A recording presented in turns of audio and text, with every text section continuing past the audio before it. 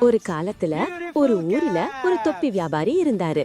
அவர் தினமும் விதவிதமான வண்ண வண்ண தொப்பிகளை வித்துட்டு வருவாரு. அன்னைக்கும் அப்படிதான்.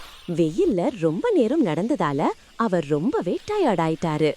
ஓய்வு எடுக்கணும்னு நினைச்சு தன்னோட தொப்பி கூடைய பத்திரமா கீழே வச்சுட்டு ஒரு பெரிய மரத்தடியில தூங்க ஆரம்பிச்சாரு. ஆனா அந்த மரத்துல நிறைய சேட்டிக்கார குரங்குகள் இருந்துச்சுங்க.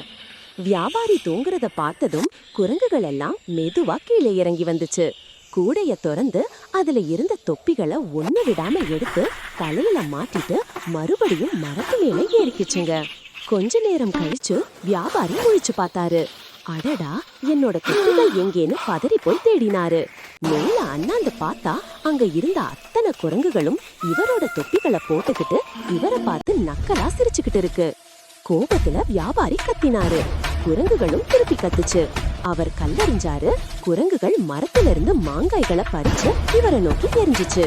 அப்பதான் அவருக்கு புரிஞ்சுது, இந்த குரங்குகள் நாம என்ன செஞ்சாலும் அதையே திரும்ப செய்யக்கூடியவைன்னு. உடனே அவருக்கு ஒரு அட்டகாசமான ஐடியா வந்துச்சு. வியாபாரி தன்னோட தலையில இருந்த தொப்பியை எடுத்தாரு. சட்டுன்னு அதை தரையில தூக்கி போட்டாரு. அவ்வளவுதான். அத அப்படியே காப்பி பண்ண குரங்குகள் எல்லாமே அவங்க தலையில இருந்த தொப்பிகளை எடுத்து கீழே வீசி எறிஞ்சிச்சுங்க. சந்தோஷப்பட்ட வியாபாரி தரையில கிடந்த அத்தனை தொப்பிகளையும் மறுபடியும் கூடையில போட்டுக்கிட்டாரு. குரங்குகளை பார்த்து ஒரு சிரிப்பு சிரிச்சுட்டு அந்த இடத்துல இருந்து கிளம்பிட்டாரு.